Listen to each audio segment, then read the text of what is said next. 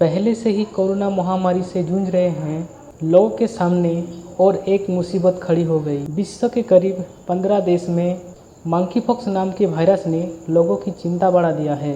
100 से ज़्यादा लोगों को संक्रमित कर चुके मंकीपॉक्स को लेकर अब विश्व स्वास्थ्य संगठन WHO भी सावधानी बरतने की सलाह दे रहा है।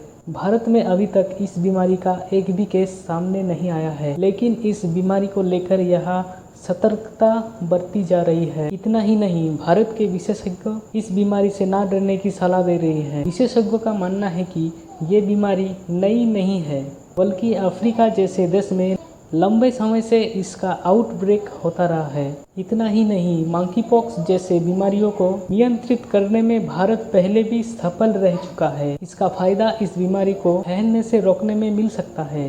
दिल्ली स्थित all India institute of medical science के पूर्व निदेशक doctor MC Mishra news 18 Hindi बातचीत में बताते हैं कि भारत को मंकीपॉक्स वायरस के घबराने की जरूरत नहीं है। हालांकि इसे फैलने से रोकने के लिए सावधानियां और एहतियात बरतने की जरूरत है।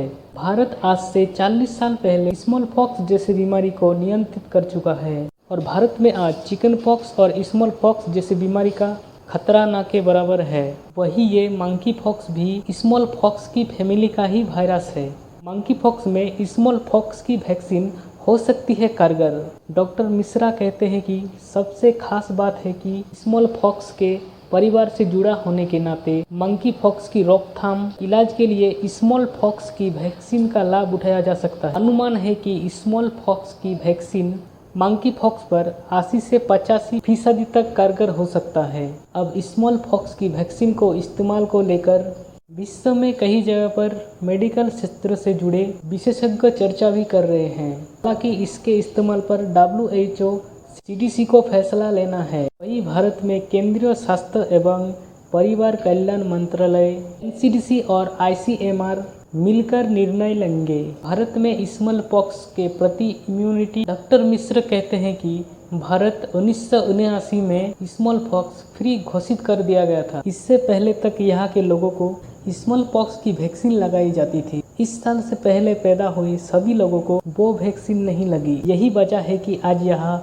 स्मॉल पॉक्स के केस नहीं आते। इसके अलावा एक और अनुमान लगाया जा सकता है कि इस अवधि तक के जिन लोगों में स्मॉल पॉक्स को लेकर इम्यूनिटी मौजूद है, वो शायद मंकीपॉक्स से भी बचाव कर सकती है। हालांकि इस अवधि के बाद पैदा हुए लोगों को जिन्हें स्मॉल पॉक्स की वैक्सीन नहीं लगी है, उनके बारे में मंकीपॉक्स को लेकर कुछ भी कहा संभव नहीं है। भारत के लिए राहत की बात डॉक्टर मिश्रा कहते हैं कि मंकीपॉक्स जिस गति से अन्य देशों में फैल रहा है, उस लिहाज से इसके भारत में आने और संक्रमण फैलाने से इनकार नहीं किया जा सकता है।